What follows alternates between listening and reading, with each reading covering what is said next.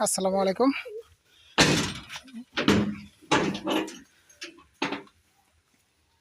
এই যে আমাদের আর এক গাড়ি মাল বিক্রি হয়ে গেল। এক ভ্যান সকালবেলা গেছে কাদেরদি, আর এই গাড়ি যাবে হলো আমাদের বাগেরহাট জেলা। এক প্রবাসী ভাই, তার বাড়িতে আমরা পৌঁছাই দেব।